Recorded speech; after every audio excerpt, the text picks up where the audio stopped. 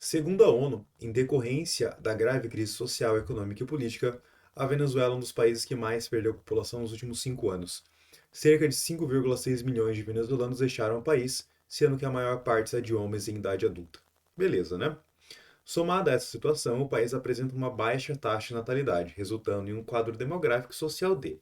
O enunciado da questão te entregou duas coisas. Primeiro, a Venezuela, devido a seus graves problemas sociais e econômicos, está perdendo mão de obra adulta, especialmente de homens, que acabam formando boa parte da população economicamente ativa. Associado a isso, você tem ali uma redução do número de crianças devido a uma baixa taxa de natalidade, o que é normalmente esperado quando nós pensamos na teoria de transição demográfica. Por quê? A Venezuela, assim como muitos países latino-americanos e nós, inclusive o Brasil, foi um desses países que fez, né, a sua modernização, por dizer assim, pós anos 40. Então vai ter urbanização, vai ter industrialização, as pessoas saem do campo, tá? No processo de êxodo rural. E aí vai seguir aquele quadro clássico de transição demográfica de Warren.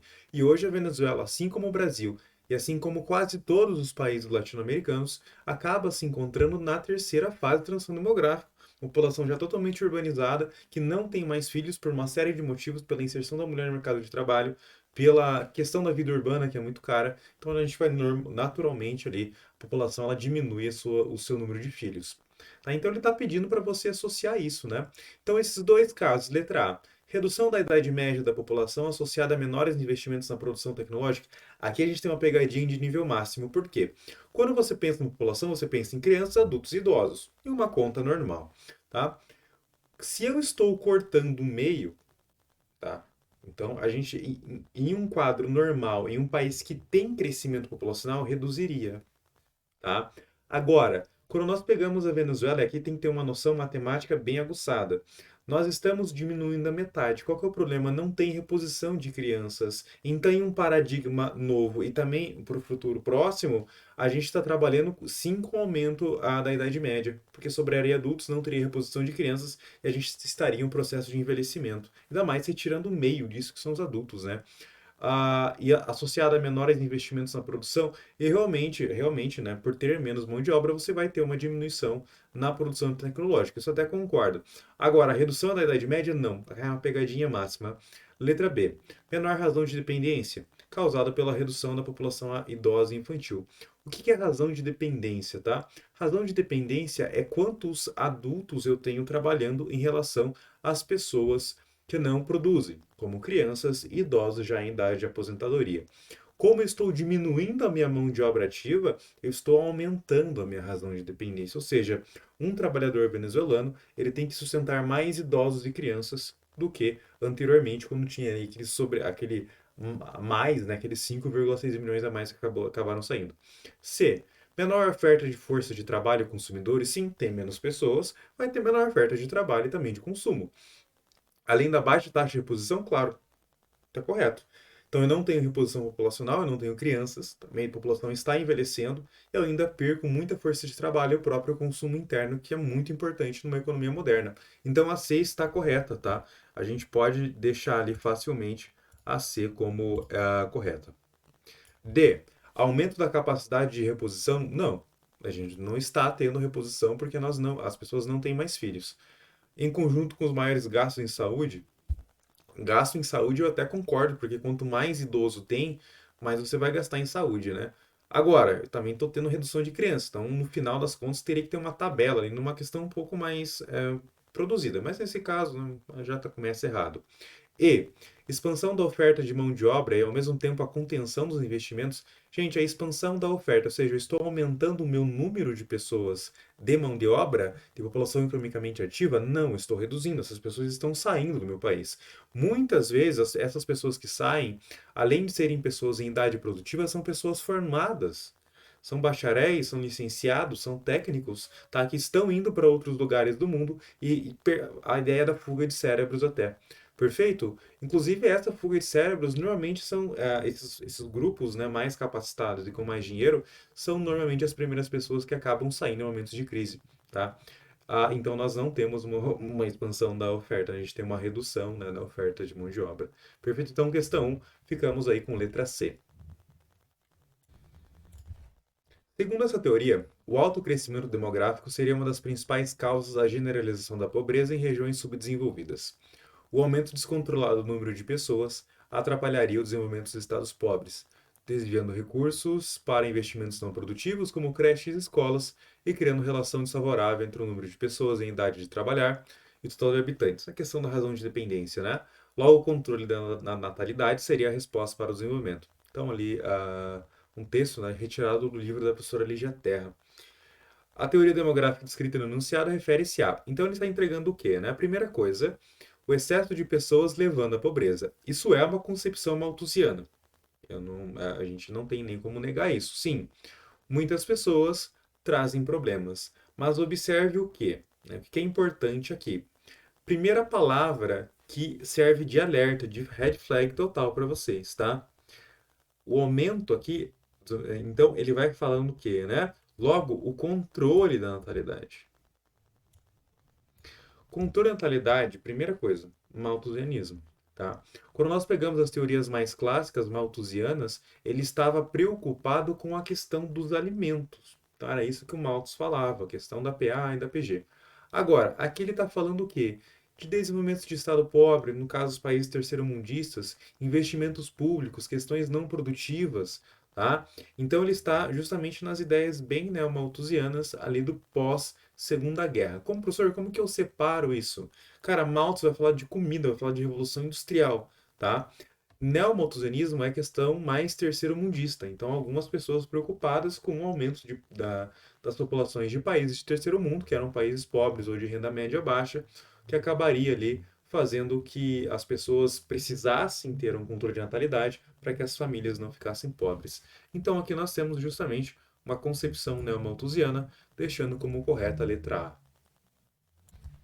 Thomas Robert Malthus, economista e historiador religioso, viu durante o período da Primeira Revolução Industrial que a população da Inglaterra cresceu de forma vertiginosa. De acordo com suas observações, a população crescia de forma geométrica, enquanto a produção de alimentos crescia de forma aritmética, PA e PG, né? Ainda de acordo com Malthus, a produção de alimentos não seria suficiente para atender toda a demanda populacional, levando o planeta ao colapso. Diante da problemática, como solução para a contenção do crescimento populacional, Malthus sugeriu medidas como sujeição moral, casamentos tardios, redução dos salários para os mais pobres e também no acesso, meu Deus, né, programas sociais. Malthus, mesmo estando no auge da Revolução Industrial, subestimou a produção de alimentos e justificou o aumento da pobreza pelo crescimento populacional. Aquela velha ideia, né? O excesso de pessoas leva à pobreza. Nos anos seguintes, a teoria foi utilizada, adaptada e até contestada por alguns autores. Uma dessas teorias confronta a teoria malthusiana, ao afirmar que o problema da pobreza não é o crescimento populacional, mas sim a má distribuição de renda e a dificuldade de acesso a alimentos, bem como as desigualdades sociais ocasionadas pelo sistema capitalista. Então, nós estamos trabalhando justamente na contraposição de Malthus, que vem mais ou menos uns 30 anos depois da morte dele, que é justamente ali as teorias marxistas e também pós-marxistas, tá? Então, o que nós denominamos ali a teoria reformista. Deixa eu pegar aqui minha caneta. Então, nós temos justamente a ideia da teoria reformista. Nessa ideia, tá? Não é o excesso de pessoas que leva à pobreza, mas sim a pobreza que leva ao excesso de pessoas. E eles vão justificar isso justamente pela falta de inserção das pessoas na sociedade, tá? Então, a pobreza não apenas financeira, mas também cultural e intelectual, e, além disso, as próprias desigualdades do capitalismo, enfim, as questões do capitalismo em que as pessoas não são inseridas nos círculos intelectuais, enfim, produtivos mais avançados, justamente por questão de classes, enfim, bem aquela coisa da teoria marxista, perfeito? Mas essa contraposição, justamente, que vai trabalhar com a desigualdade, enfim, a questão intelectual e cultural, é a teoria reformista, que é a teoria marxista. Então fica a letra correta, a letra E. O gráfico abaixo ilustra uma importante teoria demográfica mencionada a seguir. Então nós temos duas coisas ali, né? Primeiro o recurso, ou seja, alimentos e insumos, e depois a população. As duas estão partindo, tá, no eixo x em relação ao eixo y, tá? Então o eixo x seria o tempo e o y ali o número absoluto. Então nós temos os recursos crescendo em uma progressão aritmética, a população crescendo em uma razão geométrica. E esse que é para os teóricos seria o ponto de caos, né, o ponto de caos social, em que teria mais população do que recursos, sobretudo alimentos. Essa é a clássica teoria marxista. Desculpa, teoria malthusiana. Então, nós temos ali as primeiras, justamente, teorias malthusianas, tá? Ficando correta aqui, letra C. Clássico, né, de Malthus, o ponto de caos social, em que teria mais pessoas do que recursos. Beleza? Então, ficamos ali com letra C. Os estudos e apontamentos sobre o crescimento, a diminuição e a estabilização dos quantitativos populacionais em todo o mundo analisam dinâmicas sistematizadas nas teorias demográficas. Sobre as teorias demográficas, é correto afirmar que, letra A, o baixo crescimento vegetativo provoca uma taxa de natalidade alta. Não, né? Quando nós falamos de baixo crescimento vegetativo, nós estamos falando de populações em que nós temos normalmente populações mais envelhecidas, perfeito? Uma baixa taxa de natalidade. Ou ainda, o baixo crescimento vegetativo, ele pode estar associado, tá, àquelas questões mais clássicas de populações muito pobres. Então, que realmente tem um bom abaixo crescimento vegetativo, mas, no caso, né, é relacionada à alta taxa de mortalidade. Enfim, né? Pensando numa ideia mais moderna, a letra A já começa errada.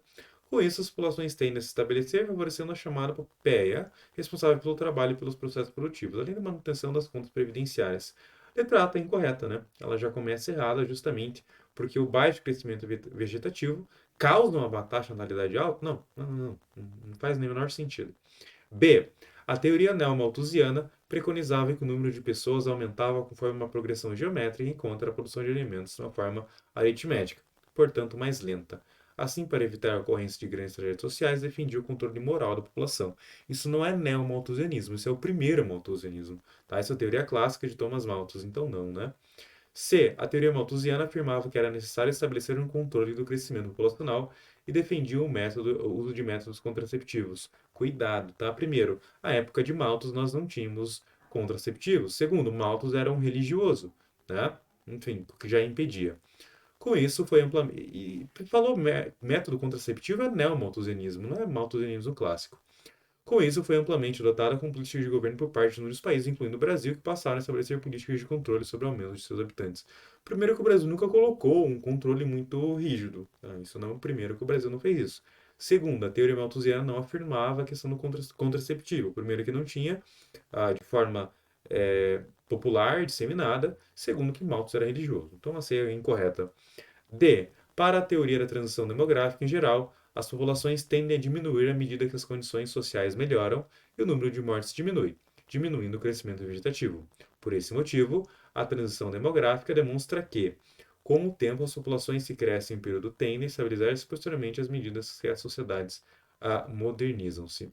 Gente, tem que tomar um cuidado aqui, tá? Na letra D, que é o seguinte, cuidado. Primeiro, tá?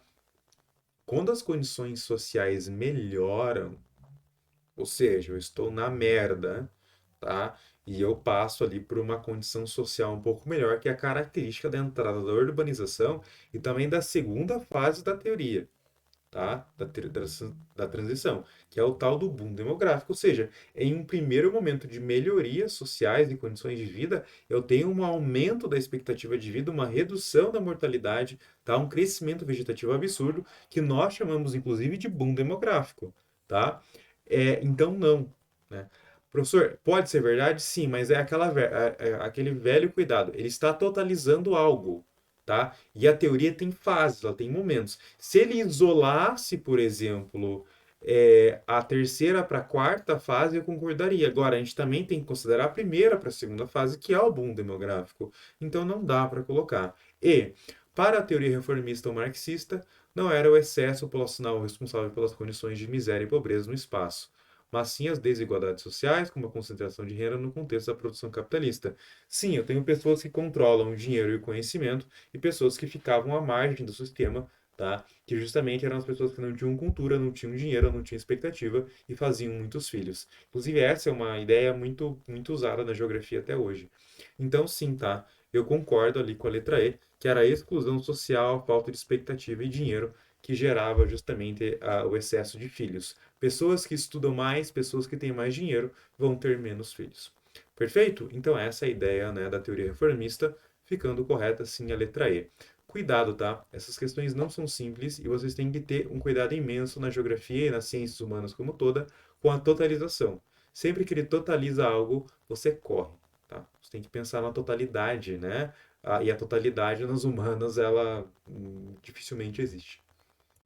O filme Tempos Modernos traz uma crítica social ao processo de exploração do trabalhador, resultado da segunda Revolução Industrial. Assinale a opção correta acerca de características dos sistemas de produção que surgiram nesse período histórico. Então ele está falando o quê? Da segunda Revolução Industrial, que começa mais ou menos em 1870, né, em vários países, Estados Unidos da América, França, Alemanha, né, Itália, o próprio Reino Unido. Também a gente pode falar um pouquinho depois disso no Japão. Então, vários países embarcaram na segunda Revolução Industrial e são países que aumentaram a sua produtividade e são ricos até hoje. Enfim, né, a gente tem justamente esses debates, mas não é um debate que eu faço aqui no exercício. Letra A. E é nesse momento que surge, né, as primeiras dinâmicas de gerência e também de linha de produção, que é a Fordista. A. Os princípios do Taylorismo iniciaram o trabalhador a diminuir o tempo de produção e, consequentemente, a jornada de trabalho. Gente, o Taylorismo, eu concordo, tá? Eu concordo que num longo prazo ele reduz a jornada de trabalho, tá? Só que, bicho, o Taylorismo era cruel, tá? Com a produção. Então, dentro das lógicas do Taylorismo, tinha, por exemplo, horas definidas, mas o trabalhador tinha metas de produção, tá? Ele tinha padronização de produção, o que era bem massacrante, na verdade. As pessoas trabalhavam muito, tá? As políticas que vão beneficiar os trabalhadores são mais, os princípios, enfim, são mais aquelas questões do welfare state que vão vir lá nos anos 40 e 50, no contexto de Segunda Guerra Mundial nos Estados Unidos, e na Europa um pouco antes, nos anos 20. Mas a Europa estava muito fragmentada, né? Isso só vai acontecer de fato ali nos pós-anos 40. E aí sim nós temos várias melhorias, concordo com isso. Agora, nesse primeiro momento de Segunda Revolução Industrial, não, né, cara? O trabalhador não tinha esses benefícios, não. B. O Fordismo caracterizou-se pela instauração de uma linha de produção na qual o trabalhador especializava-se em somente uma tarefa. Sim, né? É clássico da linha de produção fordista a separação total da produção, diferente daquelas produções mais antigas em que o trabalhador fazia muitas coisas, a própria figura do artesão na manufatura, e aqui no Fordismo, os trabalhadores fazem apenas uma coisa. Então, Chaplin apenas apertava parafuso, ele continua apertando parafuso, né? Ele vê lá os parafusos no peito da mulher, quer apertar o peito da mulher. Aquela loucura do filme dos tempos modernos, né? Todo mundo viu na escola. Então, sim, a B é correta. C. O Fordismo foi responsável pela criação do primeiro sindicato de trabalhadores. Não, o sindicato dos trabalhadores é anterior ao Fordismo, né? Os sindicatos do século XIX na Europa, antes da Segunda Revolução Industrial, já eram fortíssimas organizações trabalhistas e socialistas. Tá, então, uma C não, né? D. O Taylorismo introduziu as greves como instrumento de reivindicação dos direitos da massa. Gente, o Taylorismo é uma forma de administração empresarial.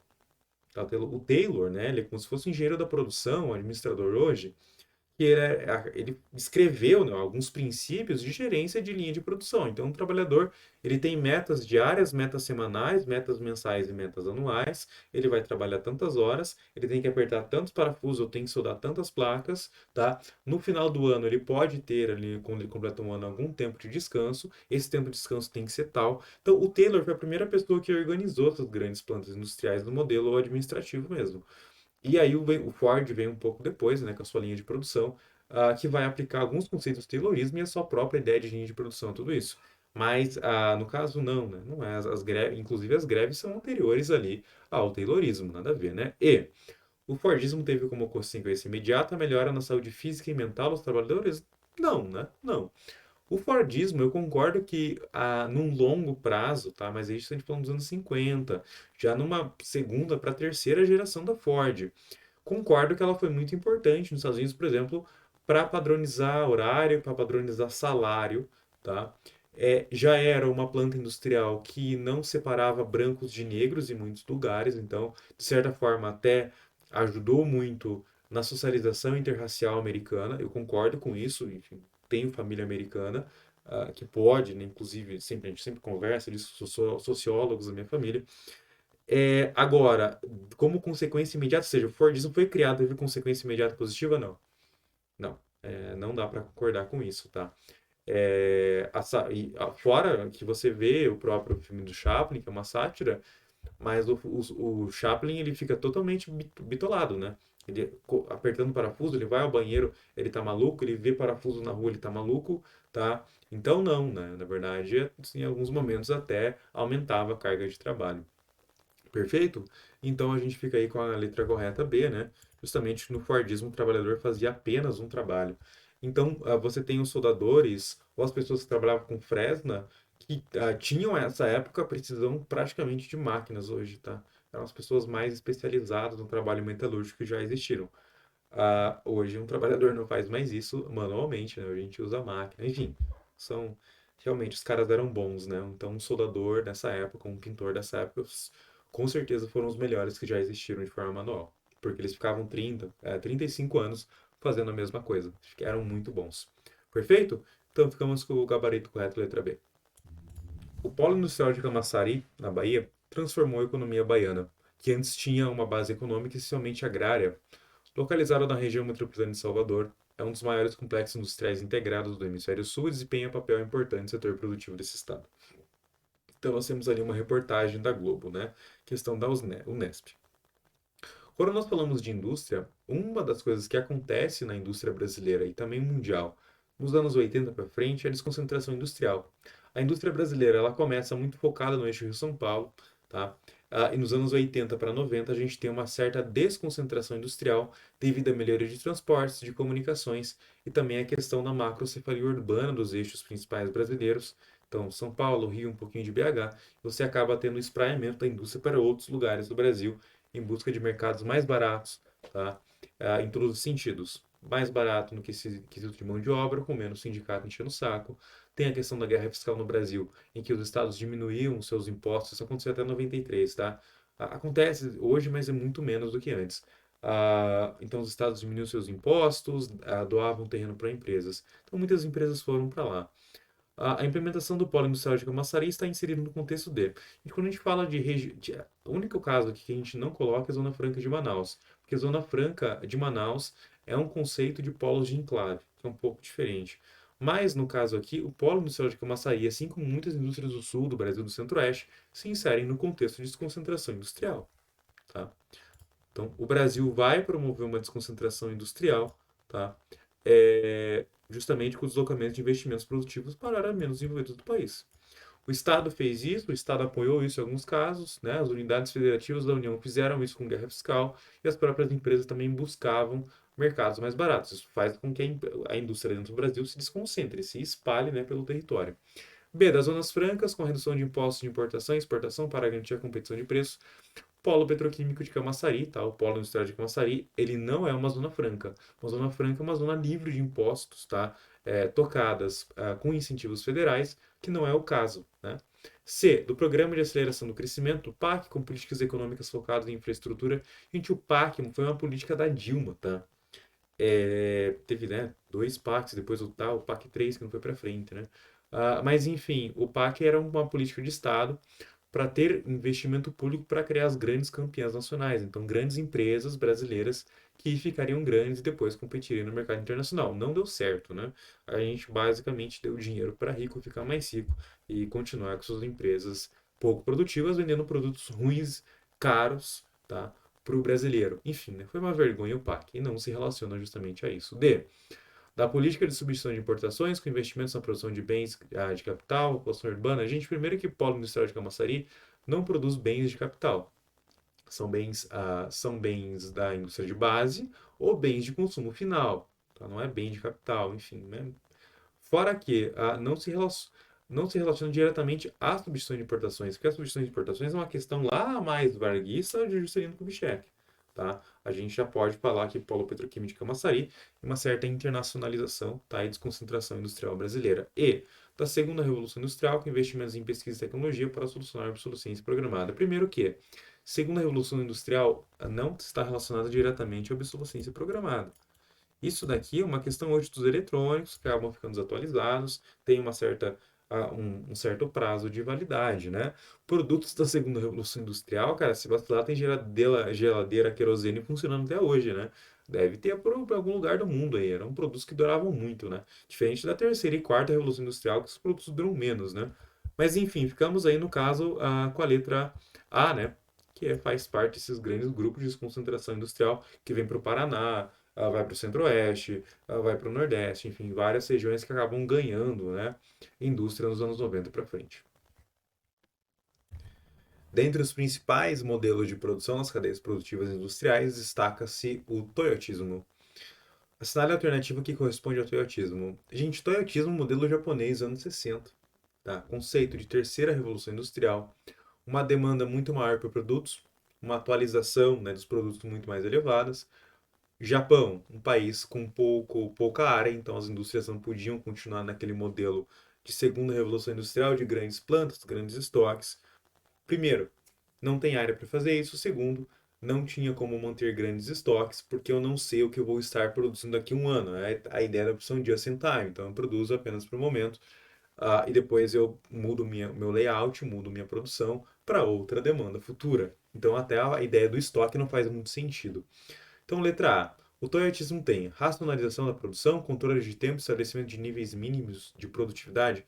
Gente, níveis mínimos de produtividade é sempre a questão taylorista-fordista, as primeiras padronizações, tá? Isso aqui é clássico de gerência industrial. Taylorismo e Fordismo não é a característica do toyotismo. B. Estoques mínimos com quantidades programadas de acordo com a demanda dos consumidores, ou seja, eu faço apenas para a demanda momentânea com estoque mínimo? Sim. A letra B está correta. C. Produção em larga escala que propicia a redução de preços devido ao volume produzido. Isso aqui é Fordismo, né? Isso aqui é Fordismo clássico.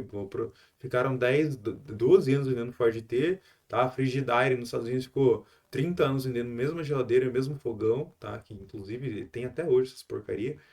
E, pô, aí sim, né? Eu conseguia produzir em larga escala um produto apenas, eu baratei todo o processo, com muito estoque, com muita venda, estoque futuro, inclusive, funcionando. Mas não é a questão do Toyotismo, não é isso, né? D. Linha de montagem em série, com trabalho especializado, simples e repetitivo. Não, isso é Fordismo, né? Então, a ideia é, primeiro, uma linha de montagem, o trabalho especializado, eu faço apenas um serviço normalmente simples e repetitivo. Então, eu só aperto o parafuso, eu só soldo, eu só pinto, eu só martelo.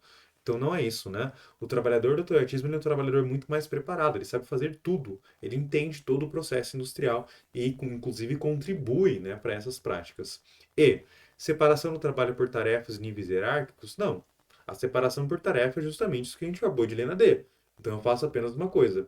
No toyotismo, no volvismo, em todas as práticas modernas de produtiva, seja em a indústria que for, a empresa que for, as pessoas tendem a saber mais as coisas. Níveis hierárquicos continuam? Sim, mas muito menos do que antes. Um trabalhador do toyotismo, um trabalhador como eu, que trabalha em indústria de educação, por exemplo, a produção educacional, hoje eu posso falar, hoje eu posso comentar, hoje eu posso dar dicas, e a chefia, a gerência recebem essas dicas. No Fordismo isso não existia. No Fordismo, né, o peão era peão, chegava o chefe, cagava na cabeça dele, como normalmente acontecia. Não é a característica do toyotismo, né? Então ficamos com letra B. Questão 9. Leia a charge a seguir. Vou me aposentar amanhã e sabe o que eu vou fazer? Andar até o fim dessa linha de montagem e descobrir o que estou fazendo há 30 anos. Então, tem um trabalhador ali numa linha de produção clássica, né? Ele está ali justamente, acho que com uma porca na mão. Inclusive, observe que ele está fumando com a mão direita, apertando uma porca com a mão esquerda. Bem clássico isso do Fordismo, né? Pouca preocupação com segurança ocupacional. E o trabalhador super especializado, no caso ali, provavelmente em apertar porcas, né? Ninguém apertava porcas, eu acho que ninguém vai apertar melhor porcas na história do que essa pessoa. Então, é um serviço extremamente especializado. Nos modelos de produção implementados a partir da primeira revolução industrial, empresários e industriais preocupam-se em racionalizar a produção visando tirar o melhor proveito da função do trabalhador. Claro, né? Eu dividindo e colocando em uma linha, eu produzo muito mais do que as antigas manufaturas. Perfeito. Com base na charge nos modelos de produção industrial, assinale a alternativa correta. Pô, tu vai ligar isso com o Fordismo e Taylorismo, né? Letra A. Os sindicatos entendiam que o rigor da divisão do trabalho na fábrica, com base nos preceitos do Taylorismo e do Fordismo, promovia a coletividade das relações de trabalho. Não, né? Nessa época, os layouts, ou seja, a organização da indústria, ela era muito segmentada. Então, você apertava o parafuso, você ia se aposentar apertando o parafuso, e você trabalhava ao lado de um colega que também apertava o parafuso e também ia se aposentar. Então a própria noção de coletividade, que é o que ele está puxando letra A, não existia, né, cara? Ah, hoje, numa indústria, né? Não só na indústria, em várias produções, eu trabalho dentro da produção educacional. Hoje tem a ideia de equipe, né? Hoje você entende todo o processo. Então, hoje a ideia do coletivo é muito maior do que nessa época. Não tinha muito, né? E fora que os sindicatos, né, entendiam que o rigor ali promovia. Não, esse rigor não, né? Não promovia a coletividade, não. B. O operário perde sua autonomia e o contato com o processo fabril como um todo, especializando apenas em certos segmentos da fase produtiva. Sim, né? É justamente o que marca a segunda revolução industrial, o que marca a linha de produção, é que marca o Fordismo. Eu concordo com a B. C. No toyotismo, as tarefas do trabalhador são restritas e muito específicas, visando maximizar a produtividade. Gente, o toyotismo, já no conceito de terceira revolução, é um trabalhador muito mais capacitado na totalidade. Ele sabe fazer tudo. Ele opera a máquina, ele sabe programar a máquina, ele consegue pensar um sequenciamento de produção, tá? Então não é mais aquele trabalho, no caso ali, restrito e específico. Não, é um trabalho bem generalista, né? Bem de toda a produção. D. No Taylorismo, o trabalhador tem a concepção intelectual do processo produtivo do qual participa. Gente, o Taylorismo e o Fordismo que vocês estão vendo na charge, né? Então, esse trabalhador, ele tem a concepção intelectual de todo o processo produtivo? Não. Tanto que a charge está ironizando isso, né? Pô, vou me aposentar amanhã e daí eu, depois de 30 anos que eu vou me aposentar, eu vou descobrir o que tem depois ali da esteira, né? Que vai para outra esteira. Enfim, é clássico isso, né? Então, a D não, né? Incorreta. E no Fordismo, a eliminação dos estoques e a introdução do conceito de just in time, não, isso é o Toyotismo, né? Isso é um modelo japonês de produção que depois acaba se alastrando também para todos os outros lugares do mundo. Então, nesse caso aqui, ficamos com gabarito letra B. Segundo Paulo Fagundes Vicentini, estamos na esteira de uma série de problemas estratégicos não equacionados desde o fim da Guerra Fria, entre ele como estabelecer relações internacionais mais estáveis. A Guerra Fria era um conflito estável, bem regulado, seja pelo equilíbrio da ONU, seja pelo equilíbrio armamentista que existia. Havia um grau de previsibilidade muito grande. Claro, né? Pô, todo mundo com bomba de hidrogênio, ninguém vai meter a mão em ninguém, né? Da década de 70 para cá, o mundo vem se tornando mais complexo e o fim da Guerra Fria tornou difícil uma linha diretriz na política internacional.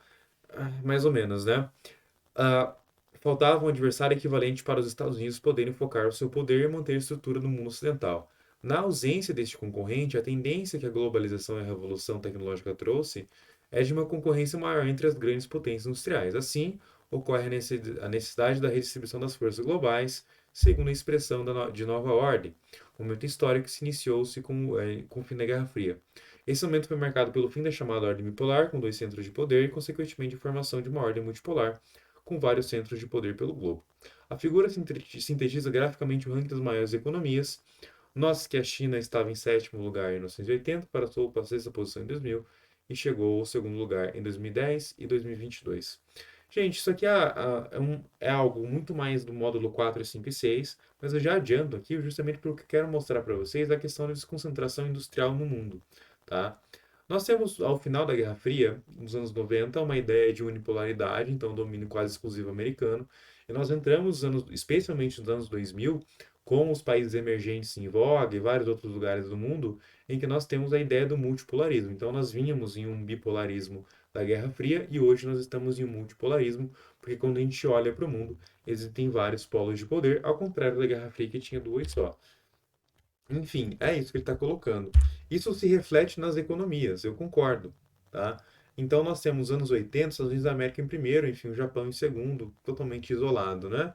Nos anos 2000 a gente tem Estados Unidos da América e China já em segundo, anos 2010 Estados Unidos da América e China, e aí a gente também vê hoje, né, em números Estados Unidos da América e China. Só tem um cuidado, tá? Um cuidado aqui. Esse número não é PIB, tá? Olha isso daqui, cuidado. É moeda corrente, moeda interna. Isso não indica produção, tá?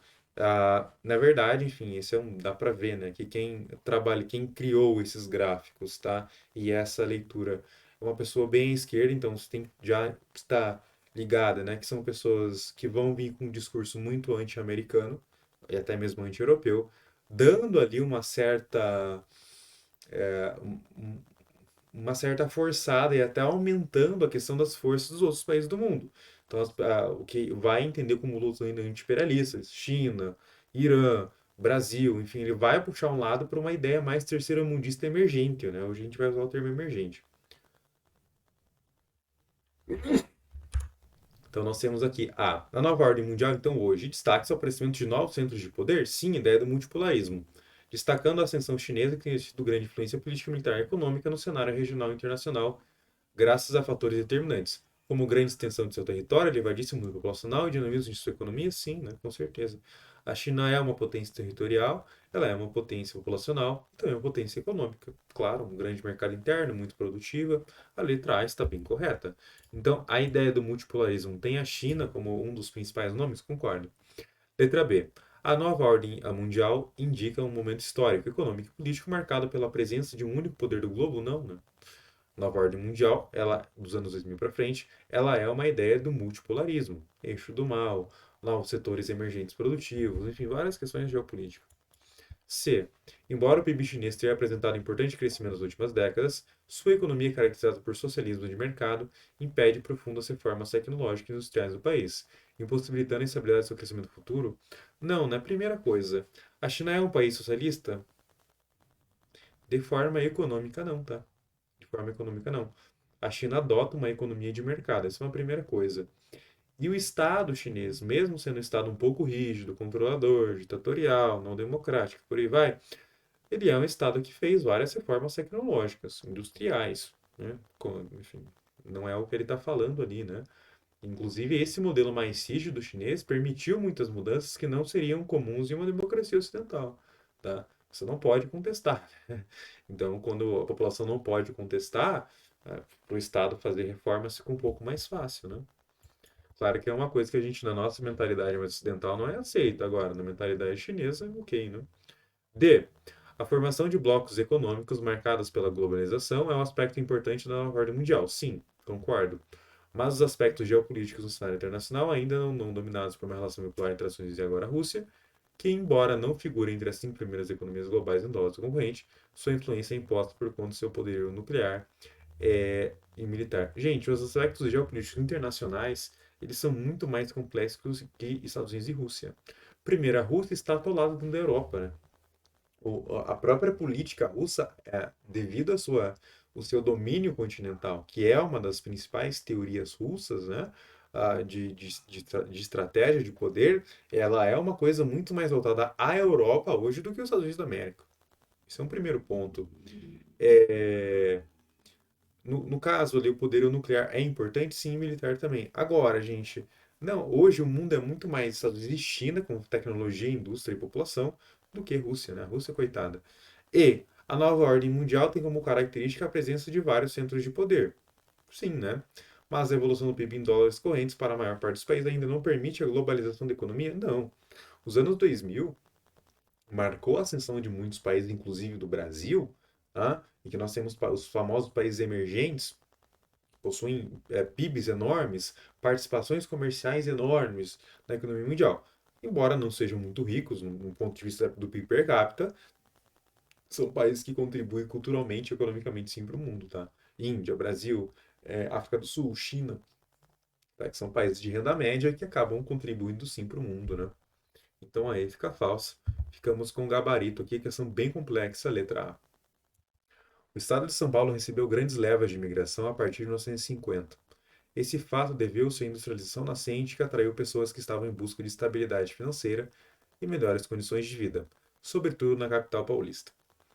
Entre as alternativas a seguir, assinale aquela que explica corretamente o fato de São Paulo ter se tornado um dos primeiros estados brasileiros a se industrializar. Gente, São Paulo, primeira coisa, tá? São Paulo, já no século XIX, teve uma expansão cafeeira que possibilitou, tá, a permanência de capital, de dinheiro em São Paulo. Tanto que aparecem os primeiros bancos privados, de fato, do Brasil, né? Já tinha bancos no Brasil, mas eram bancos ligados ao Estado, Rio de Janeiro.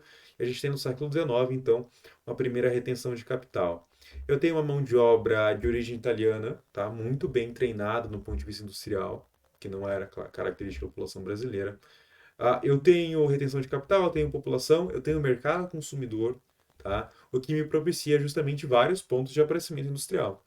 Mas enfim, né? Então a indústria de São Paulo está relacionada ao clima paulista, associada à grande disponibilidade de recursos minerais, que foram fundamentais para o seu desenvolvimento industrial. Primeiro que a maioria dos recursos minerais, quando a gente pensa em São Paulo, não estava em São Paulo. São Paulo e Rio agregavam esses materiais. É a época que nós falamos que muitas regiões do Brasil tinham uma certa dependência em relação ao eixo Rio-São Paulo, tá? Então, no caso, o clima, primeiro que clima não tem relação direta com o desenvolvimento industrial. Esse é um primeiro ponto, né? Segundo ponto, recursos minerais, tá? Clima, não, nada a ver.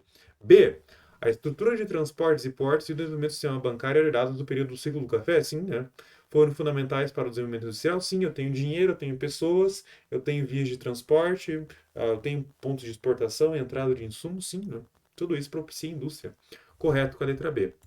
São Paulo é o primeiro lugar do capitalismo no Brasil, né? Não tem nem o que falar. C. O fato de São Paulo ser um estado centralizado no mapa, favorecendo o escoamento da produção industrial. Gente, São Paulo é centralizado no mapa? Não, né? Centralizado no mapa do Brasil é Goiás, cara. Distrito Federal, né? São Paulo não, né? São Paulo tá no fim ali, né? Tá no meio do Centro-Sul, tá? Não é isso. D. A população paulista ser constituída em sua maioria por estrangeiros, sobretudo japoneses, que migravam para o país exclusivamente para desenvolver a industrialização naquele local. Primeiro que o grosso da população não era estrangeiro, era uma parte. Segundo, tá? São Paulo, principalmente italianos, né? Inclusive a minha família da minha mãe. Esse olho claro aqui, desse povo aí. Japonês, né? Ficou muito recluso ao Vale da Ribeira, né? Algumas regiões do Vale da Ribeira, alguma coisa interior de São Paulo, interior do Paraná. Eles não se distribuem, não, no máximo ali, né? Ali é coisa de italiano mesmo, né? E, devido ao imenso volume de recursos financeiros adquiridos através de empréstimos chineses em troca da facilidade de venda dos produtos eletrônicos. Não. Então, São Paulo teve sua indústria por causa de capital chinês? Não, né? Primeiro que a indústria brasileira ela nasce com capital nacional, primeiro ponto, né? Segundo que China nessa época estava invadida pelo Japão, né? Pelo amor de Deus, mais ferrada que não sei o quê. E aí, se a gente pegar a década de 50, a China estava num período de revolução, uma pindaíba do cacete, revolução cultural, fome chinesa. Não, totalmente sem sentido, né? Então ficamos aí com o gabarito letra B, bem correta, mesmo a questão histórica que propiciou esse desenvolvimento capitalista e industrial no estado de São Paulo. O crescimento urbano brasileiro ocorreu paralelamente ao processo de industrialização, concentrando-se em poucas áreas, sobretudo no Sudeste, com destaque para a cidade de São Paulo e cidades industriais em seu entorno. Esse processo de industrialização estimulou uma acelerada migração interna, com pessoas em busca de emprego e melhoria de vida. Ok, né? Então nós estamos falando justamente desse período de crescimento urbano do Sudeste, foco em Rio de Janeiro e São Paulo, em que nós tínhamos a ida de pessoas a esses ambientes, o que predomina até a metade dos anos 90, né? De forma proporcional. Depois, a metade dos anos 90, a gente vai falar da desconcentração urbana e industrial para as cidades médias, mas é um outro papo. Aqui ele está trabalhando no histórico. Com base nos conhecimentos sobre população e nos índices de urbanização, considere as afirmativas a seguir. Afirmativa 1.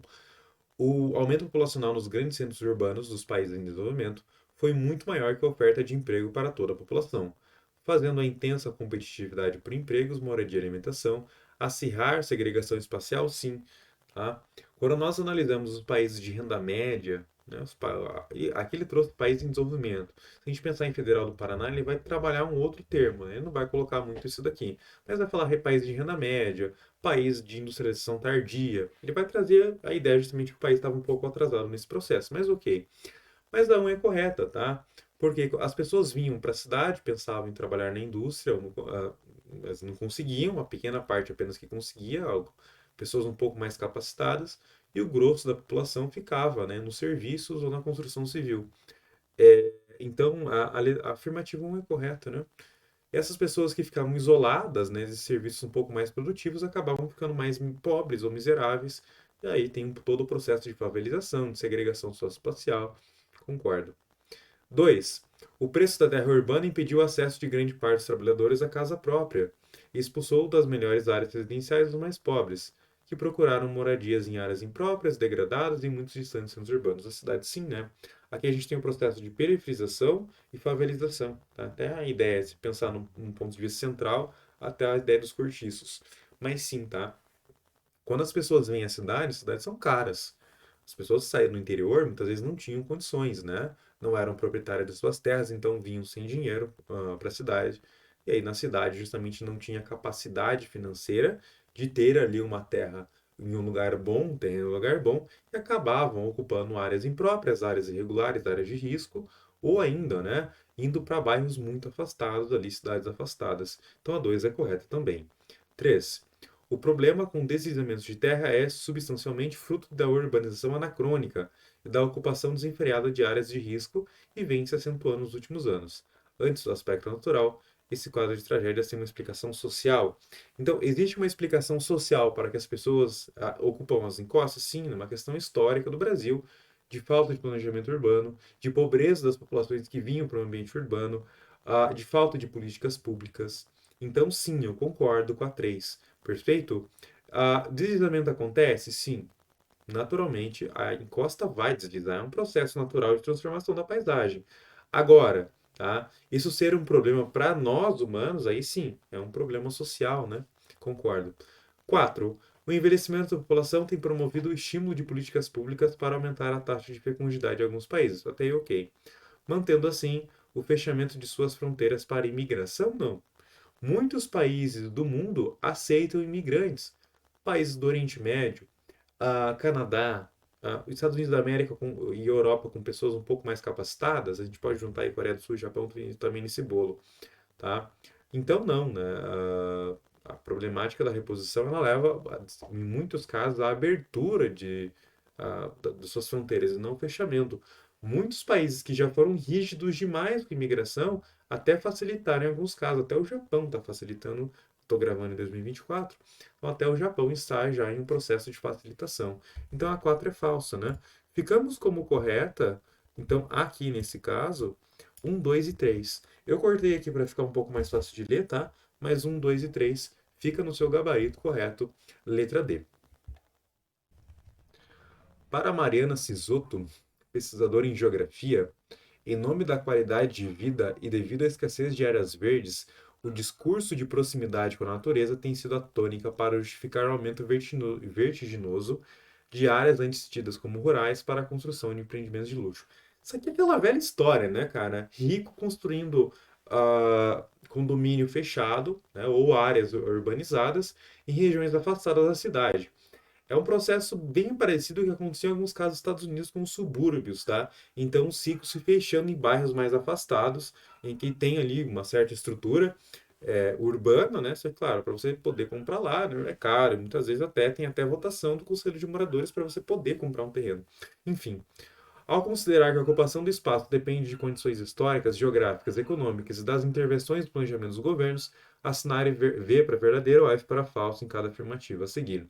Primeira, além do valor conferido pela localização, influenciam também no preço de um terreno a legislação e as regulamentações municipais? Sim, tá? Além da localização, que é o principal fator, né, de preço de um terreno, então eu tenho um terreno de 300 metros quadrados, um é no centro, outro é no final da Fazenda Rio Grande, tá? Qual que vai valer mais? Pô, claro que vai valer mais o do centro, né?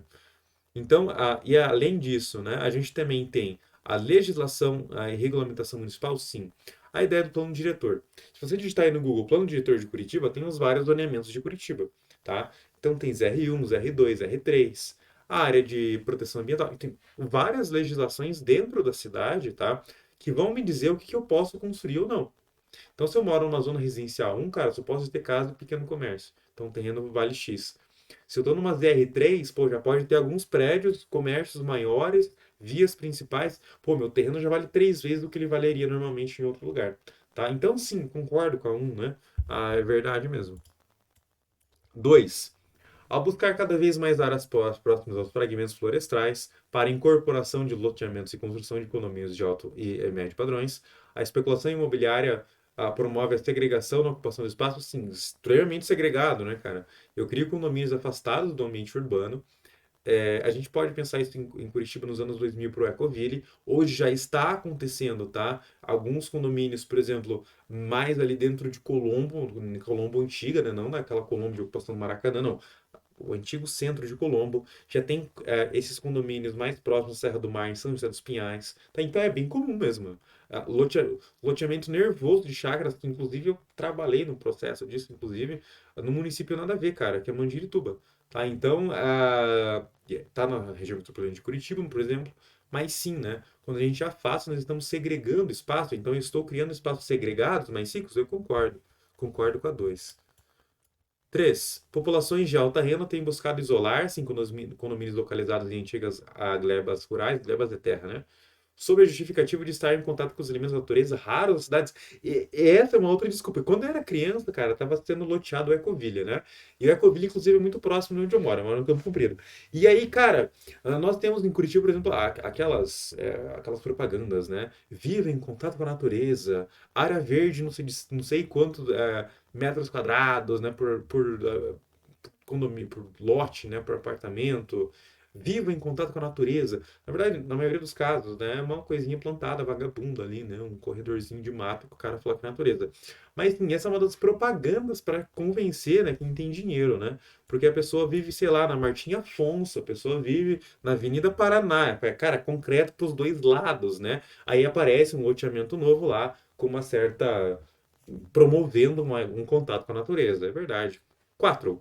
A distribuição desigual dos aparatos sociais evidencia a segregação social, pois demonstra um acesso diferenciado aos serviços essenciais como habitação em condições adequadas. Gente, é verdade, né? É verdade. Quando nós olhamos a distribuição desigual dos aparatos sociais, ou seja, uma das benesses, né, no português antigo, do ambiente social, tá? Do ambiente urbano. As coisa bem avançada isso, mas enfim.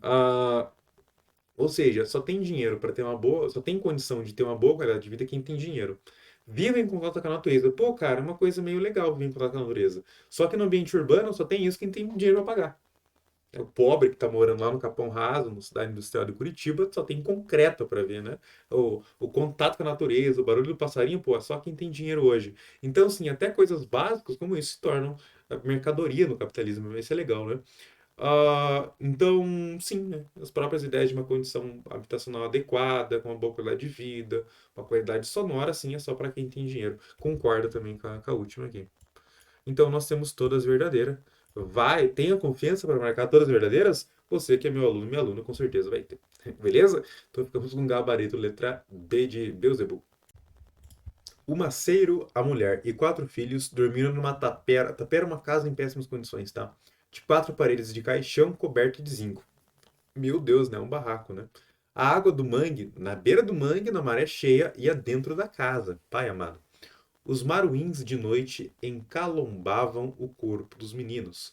O mangue tinha ocasião que fedia, e os urubus faziam ponto por ali atrás dos pechiscos. Perto da rua lavavam couro de boi. Meu Deus, cortume, né? Um cheiro horrível, fedor. Pele de bode para o cortume de um espanhol. Morria peixe envenenado e quando a maré secava, os urubus enchiam o papo, ciscavam a lama, passeando banzeiros pelas biqueiras dos mocambos no Recife. Cara, só que ele tá narrando justamente, né? Residências irregulares à beira de mangue. Então, uma região, inclusive, de proteção permanente pela lei brasileira, mas aqui no caso aqui está sofrendo uma ocupação urbana, fruto justamente de um processo de favelização, de segregação socioespacial. A aglomeração urbana representada no texto resulta em, letra A, conservação do meio rural, não, né? Não tem nada a ver, né? Quando eu aumento minha área urbana, consequentemente, eu diminuo meu meio rural, né? Ainda mais em questões horizontais, que é o normal do Brasil. Então, a letra A, não, né? B, crescimento da vegetação ciliar. Então, estou tendo um crescimento nesses processos urbanizatórios de vegetações que acompanham os rios? Não, né? De forma alguma. C, interferência do espaço geográfico. Então, eu estou interferindo em uma dinâmica natural? Concordo, tá? Concordo, sim. D. Equilíbrio do ambiente das cidades. Pô, eu tô gerando um equilíbrio fazendo uma ocupação humana num lugar desse? Não, né? E. Controle da proliferação dos animais? Não, né? Você tem esgoto, tá? Associado ali à contaminação que leva à morte de peixes. Aí você vai ter ali, provavelmente, lixo, ratos, tem urubus, tá? Então, fazendo um controle? Não, na verdade, não, né, cara? Tu tá aumentando ali a quantidade de pragas urbanas. Então, nesse caso aqui, ficamos com letra C, né? Questão 14, letra C. Um conjunto de 12 cidades: Araçatuba, Araraquara, Bauru, Campinas, Marília, Piracicaba, Santos, Ribeirão Preto, São José do Rio Preto, São José dos Campos, Sorocaba e Votuporanga. Meu Deus, né? Todos aí municípios do estado de São Paulo. Trouxe muita preocupação dado o potencial que eles tinham de acelerar a transmissão do coronavírus pelo interior de São Paulo, afirmou o professor Raul Guimarães. Segundo o estudioso, esses apontamentos da pesquisa foram comprovados com as novas confirmações de casos de coronavírus nas cidades. Os casos confirmados se encontravam ao redor dos principais eixos rodoviários, como a Marechal Rondon, Washington Luiz, que são rodovias importantes que ajudam na conexão entre cidades. Cara, aqui que ele está trabalhando justamente dispersão de coronavírus por meio de transportes, né? Então, a gente está falando justamente ali que essas cidades possuem dinâmicas, trocas, a gente pode pensar isso no Regic, tá? O que leva, por exemplo, a essas cidades a serem eixos de expansão. Sobre como que seriam eixos de expansão na geografia. Esse é um fenômeno geográfico estudado há muito tempo, desde os primeiros modelos lá do século XX para o século XIX, que era o seguinte, uma coisa hipotética. Eu tenho um lugar principal que escoa para muitos outros lugares, tá? Esse local principal, ele vai ser normalmente o detentor e o difusor de algumas coisas. Informações, tecnologias, lei e ordem, no caso, né, do ambiente urbano como região de produção de lei. E a gente também tem, no caso aqui, a gente pode falar do coronavírus. Eu também posso dissipar praga, né, cara? No caso aqui é uma pandemia, né? Enfim, então, nesse estado, né, esse contexto, a dispersão, né, tem a ver com o padrão urbano hierárquico das cidades? Não necessariamente, né? É muito mais uma questão de transporte do que a própria hierarquia, né? Eu posso ter uma cidade com uma hierarquia alta, mas isolada. Aí eu anularia o A, né? B, o alcance socioeconômico das cidades? Não, né? Por exemplo, São Paulo, a capital, tem um alcance socioeconômico para o Brasil inteiro, mas não necessariamente de transportes. C, a influência regional das cidades, ou seja, essas cidades possuem influência regional e acabam sendo fontes, né, centralidades de vetores de dispersão. Concorda? Concordo. Né?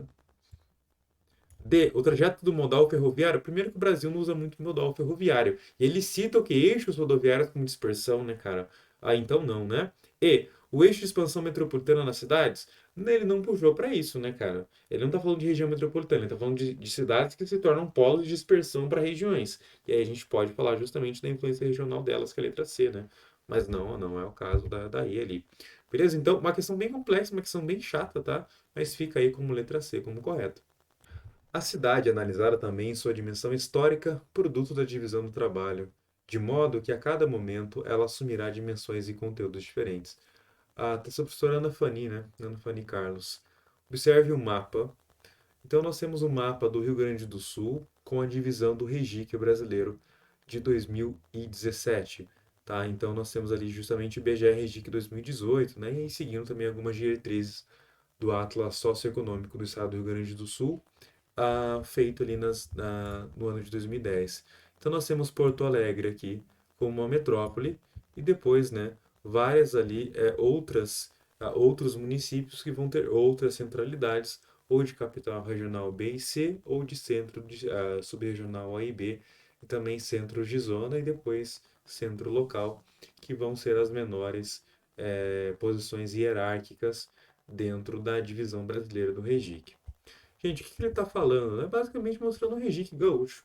E ele está puxando já com o texto da professora Ana Fani para uma questão histórica. O que explica a posição dos lugares? O que explica um lugar ser rico ou não? O que explica a composição étnica, cultural local? É sempre conceitos históricos. Então, eu tenho que me apegar à história para fazer essa construção. É por isso que eu sempre digo para os alunos: a geografia é antes de tudo, a história da construção do espaço, seja ele natural, questão geológica, tá? Geomorfológica, hidrológica, climatológica, seja por uma questão humana. E aí a gente tem que acabar abordando a questão histórica e também sociológica dentro dessa análise. Em relação à rede urbana do Rio Grande do Sul, considere as afirmativas a seguir. Afirmativa 1. A localização geográfica de Porto Alegre influenciou seu processo de crescimento. Ok, né? Sim, toda a cidade, né? Pois estar situada à margem esquerda do lado do Guaíba, do lago Guaíba, beneficiou-se das vias de transportes naturais que a colocavam em contato com o interior e com o Oceano Atlântico. A gente tem que voltar um pouco aqui, tá? É, no mapa. Então nós temos o Rio Guaíba vindo, tá? Chegando lá em Porto Alegre, depois ele acaba desaguando no Lagoa dos Patos, A Lagoa dos Patos tem aqui o contato do porto, né, de Rio Grande, região de Pelotas e Rio Grande, em que o Rio Grande é o maior porto do Rio Grande do Sul, um dos principais do Brasil. Depois acaba, então, Porto Alegre, ele é uma conexão do porto de Rio Grande com os corredores mais para o interior. Sim, tá. Inclusive é isso que propicia é, essa centralidade de Porto Alegre lá na ocupação portuguesa do século XVIII. Então, Porto Alegre e Pelotas, que são os lugares de ocupação portuguesa do Rio Grande do Sul, porque o Rio Grande do Sul ele era, antes do Tratado de Madrid, uma ocupação espanhola, ele vai ser ocupado pelos portugueses no século XVIII, em um contexto de pecuária em Pelotas, tá? E uma centralidade de comércio, tomada de decisões em Porto Alegre. Enfim, Porto Alegre tinha essa conexão mais com o interior também com a parte norte do estado, região serrana. Então eu concordo com a 1, tá? 2. Dois centros urbanos destacam no extremo sul. Pelotas, que teve o seu crescimento relacionado ao fato de caracterizar a ligação entre a Campanha e o Porto do Rio Grande. E Rio Grande, por ser o único porto acessível entre o Rio da Prata e o litoral de Santa Catarina. Verdade, cara. Verdade, tá? Nessa época, a ligação aqui, tá? Da América Latina e América do Sul, desculpa, no século XIX e XX, ela acontecia assim por Rio Grande. Fora que Rio Grande tinha entrada de muitas mercadorias de toda a região sul, inclusive de países vizinhos, tá? E isso tinha uma facilitação depois para a saída dessas mercadorias pelo Oceano Atlântico. Eu concordo com a 2. Peraí, aqui.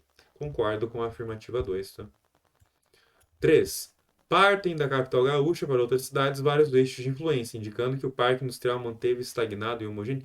Gente, Porto Alegre vai entrar na mesma dinâmica que todas as capitais brasileiras entram no ponto de vista industrial, nas capitais industriais, que é o fenômeno da desconcentração. A todo lugar, em algum momento, os principais lugares, os lugares clássicos de industrialização, eles passam pelo processo de desconcentração industrial dos anos 90. Paraná passou, Rio Grande do Sul passou, do São Paulo passou, Rio de Janeiro passou, tá? Em algum momento isso vai acontecer. Claro que nos anos 90 a gente fez isso de São Paulo para o resto. Agora, nos anos 2000, 2010, essa desconcentração também atinge as outras capitais brasileiras, tá? Então, o parque industrial ele é estagnado. Na verdade, o Rio Grande do Sul ele tem um parque industrial bem interessante em Pelotas, Rio Grande, região de Porto. A gente tem um certo parque industrial mais tradicional na Serra Gaúcha, ligada a uma metalurgia, especialmente alemã e italiana. E a gente tem ao redor de Porto Alegre também uma indústria bem clássica. Mas hoje a gente já vê várias indústrias, agroindústrias aparecendo também no interior, enfim. Então não é estagnado e homogêneo, é bem heterogêneo, assim como o espaço industrial brasileiro tende, né, a aumentar o seu processo de heterogeneização com o tempo. Então temos ali como correta afirmativas 1 e 2.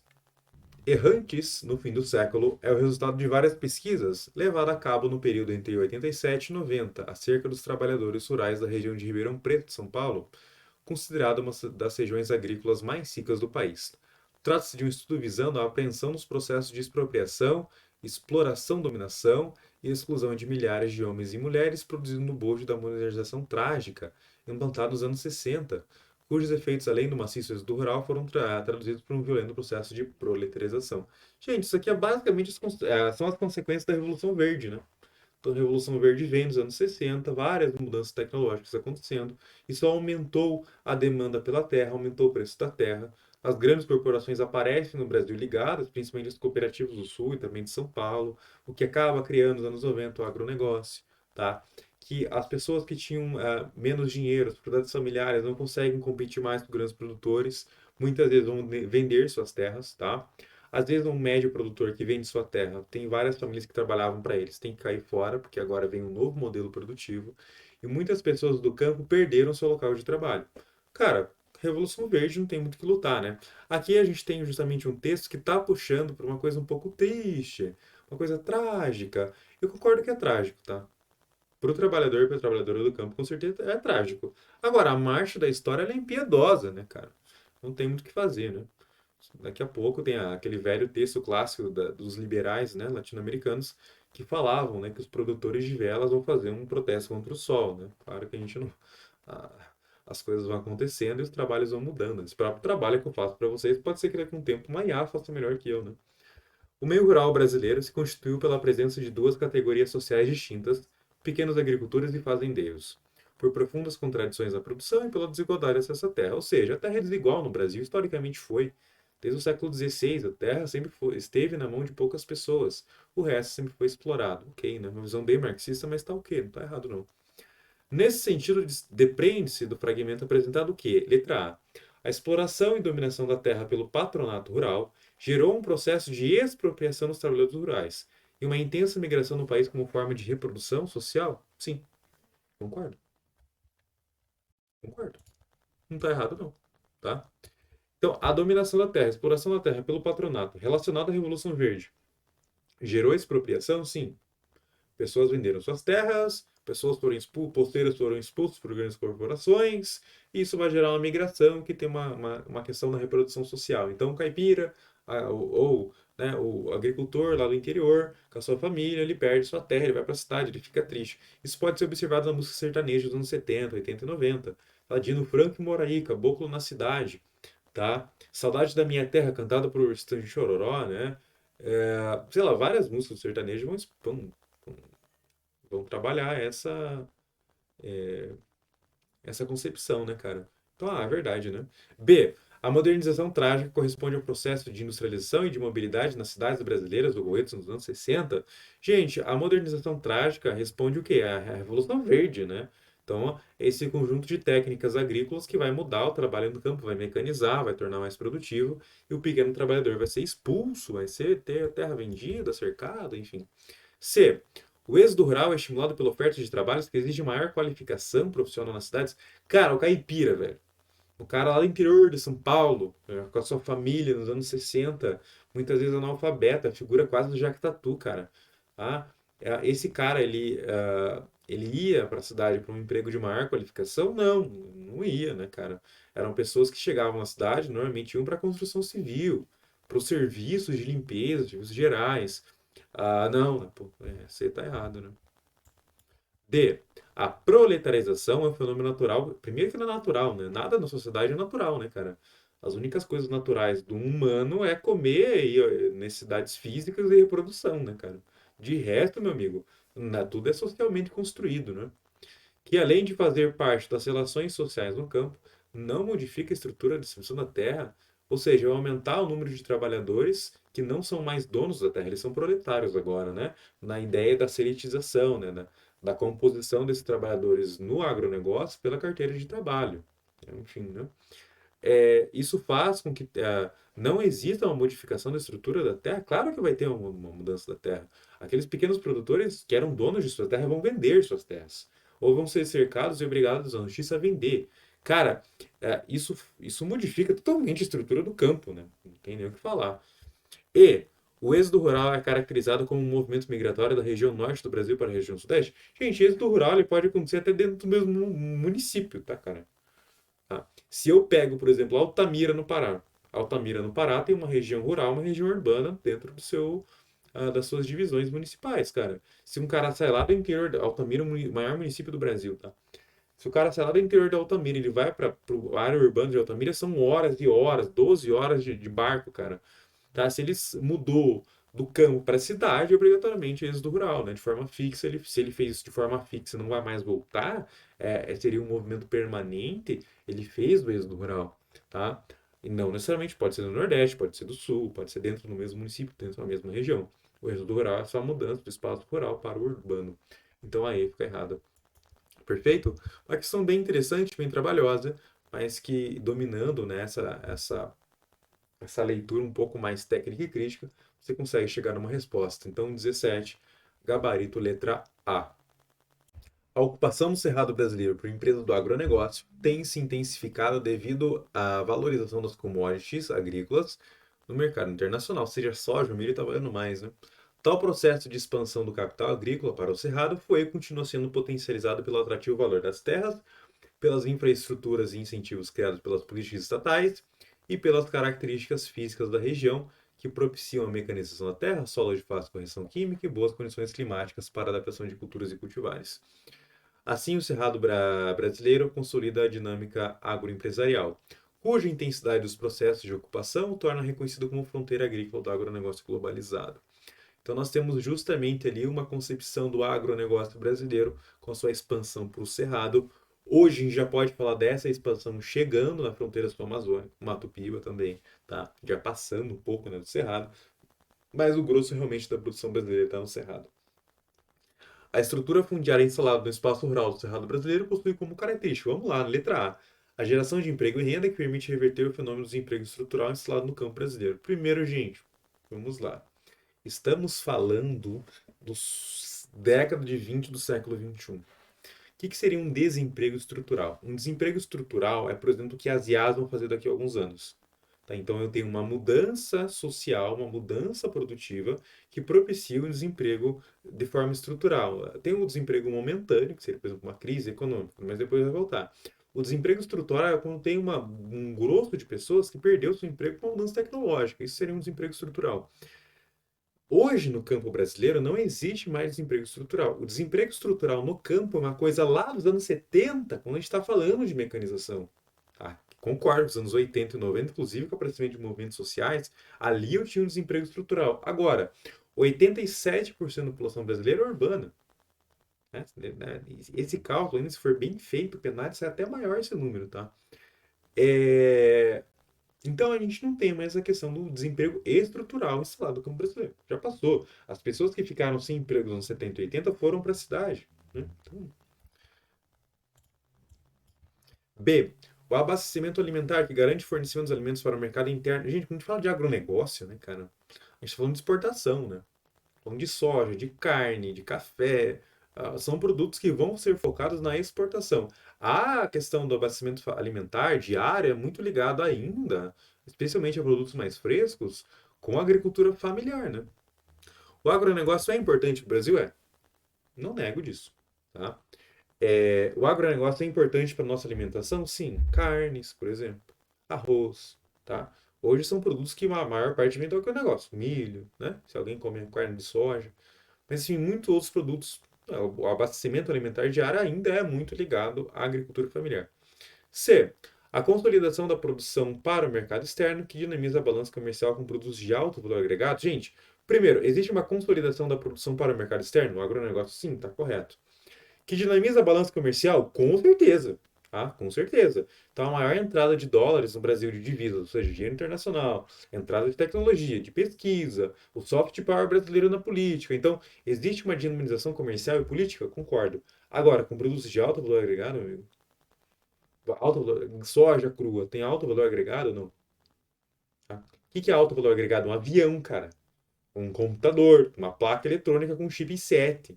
Aí eu tenho alto valor agregado. Agora, soja não vale nada, né, cara? Então, não, né? Fica no alto aqui, né? D. O estabelecimento da monocultura que possibilita a expansão do uso de sementes crioulas. Gente, semente crioula, como lá meus avós faziam, né, cara? Que era o seguinte: eu tinha a produção, aí no final da minha produção eu deixava uma parte dela para gerar semente para outra produção. Isso é uma semente crioula. Sem seleção, até tem uma seleção, mas é bem vagabunda, né? Mais no olho ali. Hoje a gente tem as sementes com Terminator, né? Então eu compro a semente só para aquele ano mesmo, e ano que vem eu compro outra semente, tá? Então a gente não tem mais o uso de sementes crioulas, pelo menos na agricultura tradicional. Se a gente pensar numa agricultura do campesinato, podendo ser ligada a MST, aí às vezes até tem, né, algumas pessoas que vão tentar fazer isso. Só que no ponto de vista da agricultura mundial quase não se usa mais, né? Só as pessoas realmente que vão entrar num discurso mais anticapitalista, aí eles vão fazer uma agricultura, mas é uma agricultura, por exemplo, a agricultura antiga, mais rudimentar, ela é uma agricultura muito sujeita a pragas, né? Pouco produtiva. E é engraçado, né? Trabalho de campo que eu já fiz, né? Até pessoas que tinham uma questão mais ideológica, devem fazer uma agricultura orgânica ou com semente crioula, com o tempo larga, né? Por ver que não é produtivo mesmo. Enfim, dependendo do lugar que eu falo isso da briga. E a formação de latifúndios, que assegura a elevada concentração das terras em um menor número de propriedades rurais. Gente, então a estrutura fundiária do cerrado, né, que é o que ele puxa no comando da questão, tem a formação de latifúndios que assegura a concentração de terras em um menor número de propriedades? Sim, com certeza. Tá? Quando eu tenho latifúndio, com certeza o número de terras, o número de estabelecimentos se torna menor, porque as áreas são maiores, né? Diferente de um contexto de agricultura familiar, por exemplo. E é verdade, né? Aí tá correto. Então a estrutura do campo é isso mesmo. Tá? Então, gabarito correto, letra E. As estatísticas mais recentes do Brasil rural revelam um paradoxo que interessa a toda a sociedade. O emprego de natureza agrícola define praticamente todo o país, mas a população residente no campo voltou a crescer ou pelo menos parou de cair. Engraçado isso. Esses sinais trocados sugerem que a dinâmica agrícola, embora fundamental, já não determina sozinha os sumos da demografia no campo. Esse novo cenário é explicado em parte pelo incremento de emprego não agrícola no campo, interessante. Ao mesmo tempo, aumentou a massa de desempregados, inativos e aposentados que mantêm a residência rural. Gente, o que ele está falando aqui, tá? É Esse é um texto um pouco antigo, eu coloco ele para vocês porque esse é um conceito no Brasil que já está um pouquinho desatualizado, tá? Mas o texto, mas o conceito aqui nas respostas está bem correto. O que que o texto está te abordando, né? O texto daqui, uma prova sempre te aborda. Ele está falando o seguinte: existe um paradoxo no interior brasileiro, tá? Nós temos o quê? A população residente no campo voltou a crescer. Ele está forçando aqui, tá? Ele está forçando. Inclusive, ele reforça, né? Ele está se salvando de falar abobrinha aqui, ó. Pelo menos parou de cair. Ou seja, estabilizou? Estabilizou mesmo, tá? Já tem uns 10 anos aí que está perto de 87% urbano, 13% rural. Tá, então eu concordo com a segunda parte que parou de cair. Esses sinais trocados sugerem que a dinâmica agrícola, embora fundamental, já não determina sozinha os sumos da demografia, ou seja, um conceito populacional do campo, né? A gente tem hoje o quê? Incremento de emprego não agrícola no campo. O que seria emprego não agrícola no campo? Cara, é aquele emprego ligado à tecnologia, tá? Não é mais o agricultor, o veterinário, o tratorista, o agrônomo, mas pessoas que vão trabalhar, por exemplo, com contabilidade, tá? Pessoas que vão trabalhar com tecnologias, com mecânico de drones ou mecânico de máquinas. Então, novos empregos aparecem no campo é, e tornam, né, um espaço um pouco de mais dinâmica. Ao mesmo tempo que a gente tem uma massa de desempregados no campo, né? Inativos e aposentados que mantêm residência rural, ou seja, pessoas que não trabalham mais na questão do campo, mas mantêm sua residência rural. Esse é um texto de mais de 20 anos atrás. Hoje as coisas estão um pouco diferentes. Por que que eu trago essa questão? Por causa da resposta, tá? Gente, hoje no Brasil nós temos um processo de heterogeneidade do modo de vida agrário. É isso que eu quero que vocês levem. Inclusive com residências diferentes no campo, construção de condomínios, empregos não agrícolas tradicionais, tá? Hoje a agricultura, ela se joga em um modelo industrial, cara. Então hoje nós temos indústria no campo, nós temos locais de segunda residência no campo, nós temos condomínios em regiões agrícolas, tá? Uma coisa meio maluca. Então hoje o campo não é mais aquele campo dos anos 40. Ele é um campo moderno, ele é um campo industrial. É isso que eu quero que vocês levem, tá? Redução do fluxo populacional nas cidades? Não, não é isso, né? Ele está trabalhando. C. Correlação entre força de trabalho e migração. Não está falando de migração sazonal, né? Está falando de mudança de estrutura produtiva do campo. D. Indissociabilidade entre o local de moradia e acesso à renda? Não, tem nada a ver, né? Hoje, o local de moradia, se a gente pensar no mundo globalizado, tá? Eu tenho pessoas morando no interior que trabalham para multinacional da Europa, dos Estados Unidos da América, e enfim, hoje não tem mais aquela questão fixa. Antigamente, o agricultor ele era um miserável lá, então ele estava no campo era miserável. Hoje não, pô. Hoje a gente dissociou a questão do local de moradia com o acesso à renda, né? Não necessariamente está ligado. E desregulamentação das propriedades nas zonas de fronteira? Não, cara. A regulamentação das zonas de fronteira no Brasil é uma coisa bem, bem forte, tá? As propriedades em zonas de fronteira são bem controladas. A zona do limite, né? Mais 150 quilômetros. O estado brasileiro é bem chato. Nessa região e também as regiões costeiras. Eu trago essa questão, tá? Um texto um pouco mais antigo, vocês podem ignorar um pouco o texto. Foquem na resposta. Heterogeneidade do modo de vida agrário. O campo mudou. Beleza? É isso que eu quero que vocês levem. Considere as afirmações a respeito da estrutura agrária brasileira. Afirmativa 1. A modernização do campo tornou autossuficiente em relação à cidade, destino da produção agrícola brasileira. Vamos lá, galera. Vamos lá. Vamos lá. Uma pegadinha aqui. A modernização do campo tornou autossuficiente, ou seja, o campo não precisa mais do ambiente urbano, não. Tá? Hoje o campo é moderno, cara.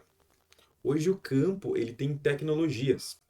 Eu sou geógrafo, tenho um irmão gêmeo que é geógrafo, tenho uma cunhada que é engenheira cartógrafa. Em algum momento, nós três todos trabalhamos para o agro, tá?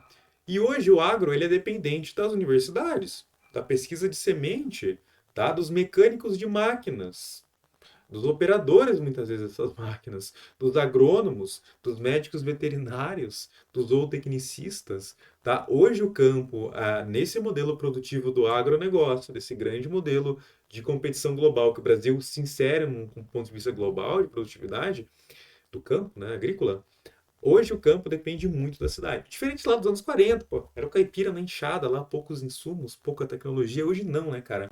Hoje não. Então hoje existe uma quebra disso, né? O campo não é mais autossuficiente, ele depende muito. Os negócios são feitos nas cidades, as trocas são feitas na cidade. O campo se torna só um local produtivo, né? 2. A modernização da agricultura tornou as paisagens agrícolas homogeneizadas, em virtude da especialização produtiva para atender o mercado cada vez mais exigente. É verdade, tá? Qual que é a ideia dessa afirmativa 2? A agricultura moderna, especialmente do agronegócio, é de monocultura. Então, eu viajo pelo interior do Brasil às vezes, tenho uma família, parte do Mato Grosso do Sul, Estados Unidos também dá pra gente falar isso. Cara, a gente viaja de carro, você fica horas vendo pasto, horas vendo soja, tá? Horas vendo milho. Isso é um conceito da agricultura moderna, porque quando a gente volta no passado, especialmente em propriedades familiares, existia nessas propriedades familiares muitas culturas. Então a ideia da policultura. Então a família tinha alguns vegetais, tinha animais, tinha alguns grãos ali sazonais, né, da estação, plantava milho no final do ano, aí no meio do ano vinha o feijão. Então isso, por exemplo, marcava uma paisagem muito heterogênea no campo. Animais, plantações, leite, tá? Hortaliças, verduras, pimentas. Hoje não, hoje uma propriedade, muitos e muitos alqueires de terra contínuos, um latifúndio, produz uma coisa só. Então hoje a paisagem ela é homogênea. Inclusive tem a questão, né, dos habitats artificiais, enfim, mas essa é uma discussão que a gente não traz para vocês no ensino médio. Então a 2 é verdadeira. 3. As modificações da estrutura fundiária provocaram desemprego no campo e êxodo rural, além do aumento do número de trabalhadores sem direito à terra, com consequente explosão social. Concordo, né?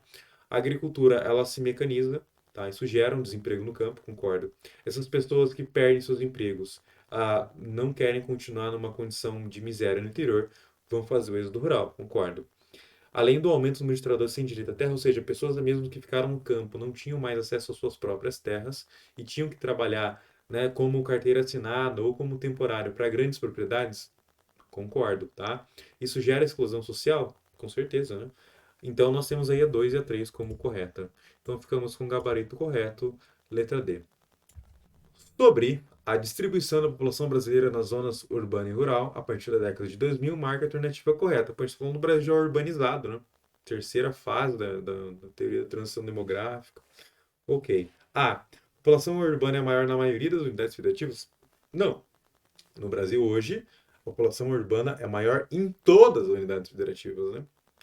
B. População urbana é maior em todas as unidades federativas, ou seja, todos os estados mais o Distrito Federal? Concordo, né? Com certeza. C. As populações urbana e rural têm distribuições iguais em todas as unidades federativas? Não, né? Se a gente for traçar o número médio brasileiro, é perto de 84%. Alguns vão ser mais, outros menos, tá? Então, na verdade, em todas, né, não são iguais, são desiguais. D. População rural é maior na maioria das unidades federativas? Não, nenhuma, né? População rural é maior em todas as unidades? Não. Ficamos aí justamente com letra B, né? População urbana é maior em todas as unidades federativas da União. Os 26 estados mais o Distrito Federal. Concordo aí com a letra B. Volta do Brasil ao mapa da fome é debatido por cientistas durante a 7ª reunião anual da Sociedade Brasileira para o Progresso da Ciência, a querida e simpática SBPC.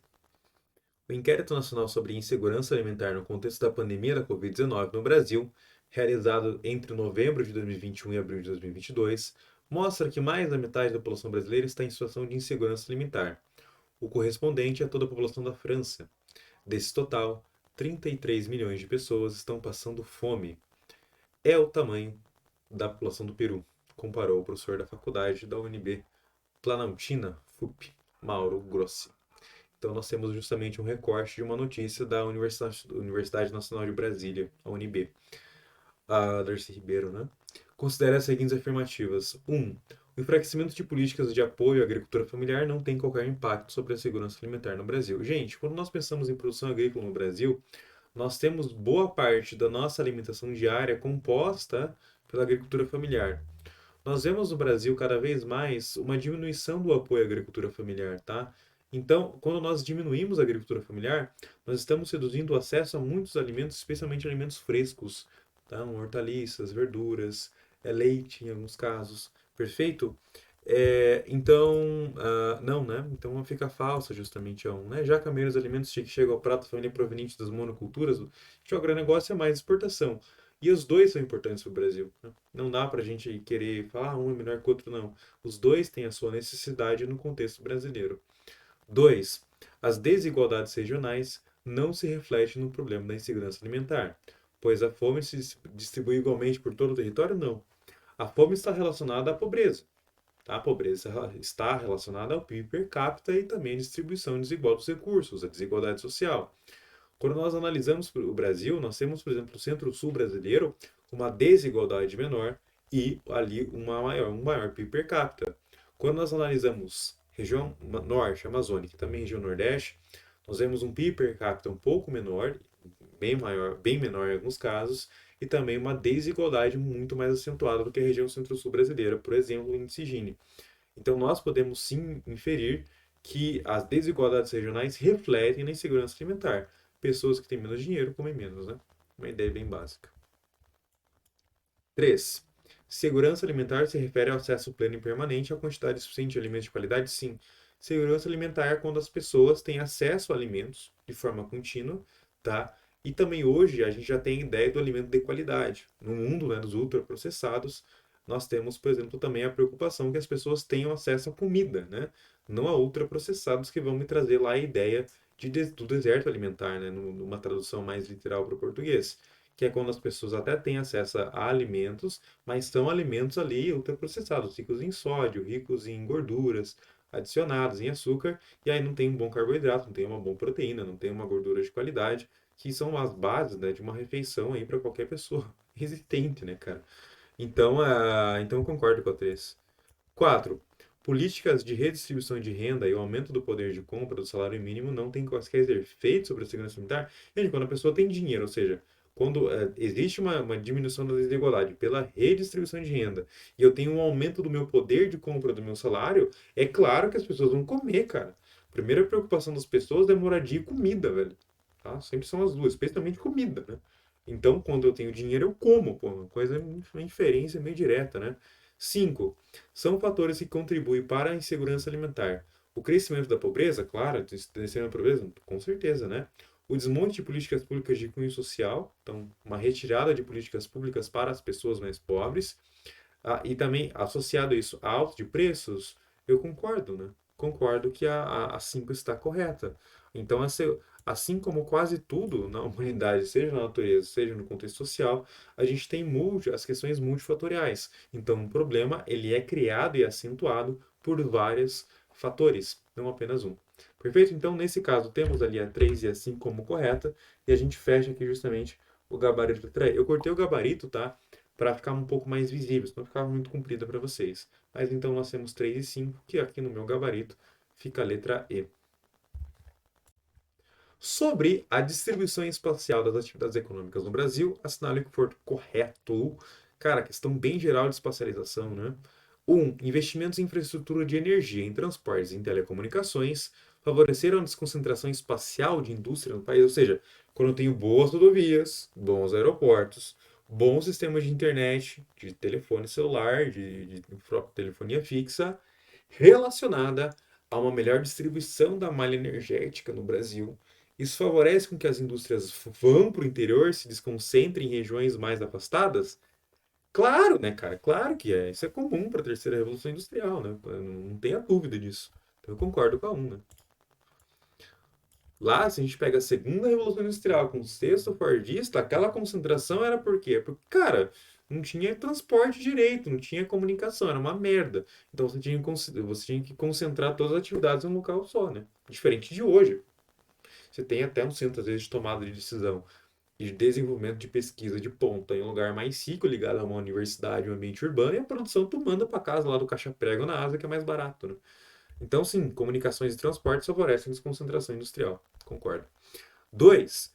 Do início do século XX até a década de 30, ou seja, né, entre os anos 30 e os anos 2000, ah, desculpa, do início do século XX, vou falando bobrinha aqui, tá? Então, a gente falando de 1900 até a década de 30, a região sudeste foi responsável por mais da metade do valor da produção industrial nacional. Sim, São Paulo, né? São Paulo é o primeiro surto fixo industrial brasileiro, é São Paulo. E isso, a gente pode ser isso aqui até os anos 90, tá? Então, mas tá certo, a 2 tá certa, né? Indústria mesmo, de fato, no Brasil só tinha em São Paulo, mas se a gente pegar até os anos 20 ali, era 70%, né? 4. A criação da Superintendência da Zona Franca de Manaus reforçou a concentração espacial do Parque Industrial Nacional. Gente, a criação da Zona Franca de Manaus, né, lei lá de 57, estabilização dos anos 60. Reforça a concentração espacial? Não, né? Ela reforça a desconcentração, né? Porque a indústria até então, no contexto dos anos 50, ela estava focada onde? No eixo Rio-São Paulo, né? Em caso da Zona Franca de Manaus, ela é estabelecida nos anos 60 de fato. Ou seja, eu tenho uma saída da indústria de Rio de São Paulo e uma ida ao norte do Brasil. Ou seja, estou desconcentrando, não estou reforçando a concentração, né? 8. A distribuição espacial das atividades comerciais e de serviços pelo território apresenta um padrão oposto ao da distribuição da população? Não, não. O padrão, a distribuição das atividades, ela está diretamente ligada, ela tem um padrão direto ó, à distribuição populacional, tá? Isso não, nada a ver. 16. O comércio atacadista de alimentos está espacialmente concentrado nos grandes e médios centros urbanos do país? Sim. Se a gente pensa em atacado, né, são grandes quantidades de produtos, em qualquer seja o produto que for. Para você ter isso, tem que ter mercado do consumidor, pessoas com dinheiro. Tá? Isso é mais comum nos ambientes urbanos. Né? É normal, pô. 1, 2 e 16. No caso aqui, eu fico com gabarito letra E, 19, né? Questão bem conceitual, né? Mas é bom de trabalhar esses conceitos porque, enfim, você responde qualquer coisa com isso. A partir do término da Segunda Guerra Mundial, ou seja, 1945, ocorreu uma desconcentração da produção industrial internamente nos países entre eles. As indústrias multinacionais se espalharam pelo mundo, atraídas pelas regiões menos saturadas, que apresentavam baixos custos de infraestrutura e mão de obra. Pô, desconcentração industrial, né, cara? A desconcentração industrial descrita no excerto foi estimulada pelo desenvolvimento de meios de transporte e comunicações? É sempre isso que a prova vai abordar você de alguma forma ou outra. A desconcentração industrial, a desconcentração urbana, o espraiamento das produções pelo mundo, ela é uma consequência direta do desenvolvimento de transporte e comunicação. É isso que vai levar à quebra, por exemplo, das características do Fordista de concentração industrial, tá?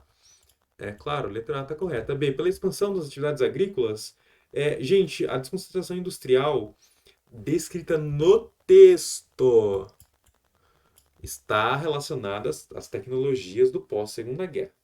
Se ele puxasse uma questão de 2024, tá? Do interior do Brasil, a gente pode falar que no Brasil existe uma interiorização pelo agronegócio, eu concordo com isso.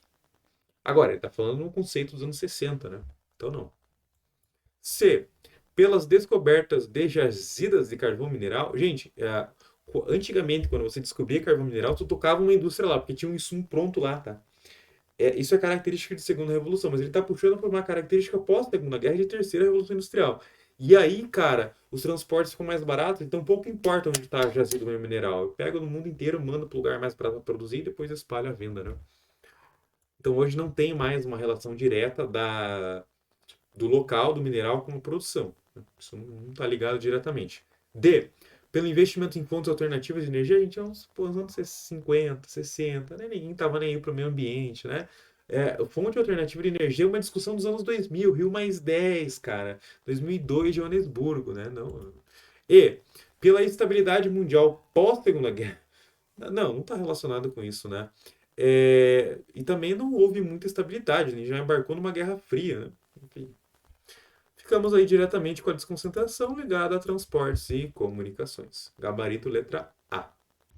Uma nova economia surgiu em escala global no último quartel do século XX. Quartel é quarto, né? Seria ali dos anos 75 até os anos 2000. Chamo-a de informacional global em rede para identificar suas características fundamentais e diferenciadas e enfatizar sua interligação. É informacional porque depende basicamente de sua capacidade de gerar, processar e aplicar de forma eficiente a informação baseada em conhecimentos. É global porque seus componentes estão organizados em escala global, diretamente ou mediante uma rede de conexões entre agentes econômicos. Meu Deus. É rede porque é feita em uma rede global de interação Ele está definindo o capitalismo hoje, né? O tal do capitalismo informacional, né? O capitalismo informacional é esse capitalismo aí dos últimos 40 anos, por dizer assim, que é o capitalismo da internet, das produções interligadas, né? Do mundo operando como rede. Isso é um texto bem antigo, né? A gente está falando de Castell, cara, isso aqui é dos anos 80, tá? Isso são literatura dos anos 80, começo dos anos 2000, muito ligada ainda a uma geografia de Milton Santos, meio técnico informacional científico. Hoje não é essa discussão, ela existe, tá? Ela está presente na prova de vocês, só que um pouco menos. Mas enfim, né? Ainda está presente nas suas provas. Qual a mudança estrutural resultado da forma de organização econômica descrita? Ou seja, tá? Então, essa organização econômica escrita no texto, a gente tem basicamente o que o texto está falando. O texto está falando que hoje existe o que eu, inclusive, gosto de chamar de espraiamento produtivo. O capitalismo hoje, o capitalismo informacional produtivo, ele está espalhado pelo mundo. Tem um meme muito engraçado de uma latinha de pêssego vendida nos Estados Unidos. Aí eu tenho uma legenda bem assim: o pêssego é argentino, o líquido que embala o pêssego, se não me engano, é do Chile, tá? E a caixinha de plástico veio da Indonésia, que foi embalado na Costa Rica e está sendo vendido nos Estados Unidos da América. Ou seja, a produção é espraiada, tá? A venda é espraiada, tudo é espraiado, perfeito? Então, esse espraiamento produtivo hoje do capitalismo, porque os transportes são muito baratos, né? Então eu faço as produções, cada parte da produção eu faço o lugar que é mais barato, eu só junto no lugar e depois vendo para o resto do mundo. Característica do toyotismo, né? Então, isso levou o quê? A fabricação em série? Não, fabricação em série é aquela coisa clássica, né? Do Fordismo, enfim, das concentrações industriais. Ampliação de estoque, gente, ampliação de estoque é questão fordista, né? C. Fragilização dos cartéis. Então, cartel é quando eu domino o meu mercado, né? Ou ainda, né? Num ponto de vista de cartelização de preços, é quando eu defino entre vários concorrentes um preço único. Na verdade, hoje, né, a gente tem a formação de grandes cartéis em muitas coisas da nossa vida, né? Muitas marcas que você acha que são concorrentes, na verdade, são uma coisa só. E elas estabelecem preços únicos de venda. Então, a gente não tem uma fragilização de cartéis. A gente tem um reforço deles em muitos casos. D. Padronização de mercadorias. Gente, o mundo, né, ele é muito diverso. A padronização de mercadorias é lá no Fordismo, com os mesmos produtos de sempre, com grandes estoques para 10, 15, 20 anos em alguns casos. Naquela época existia a padronização de mercadorias, hoje não. Hoje o mundo é dinâmico, é o just in time, a produção flexível, né? Então nós não temos mais uma padronização. E desterritorialização da produção, sim. O que seria a desterritorialização? Justamente esse espraiamento, esse espalhamento perfeito da produção pelo globo. Eu gosto de trazer essas questões de Enem, outras questões de vestibulares um pouco mais é, menores ou menos conhecidos, porque elas trazem termos que agregam ao seu conhecimento. Então, você olhando o texto que eu li, você lendo essas respostas, você vai aprendendo novos termos que são importantes para você sacar as questões, né, que podem vir na federal, podem vir no seu Enem também. Perfeito? Então, a questão 25, ficamos com o gabarito letra E.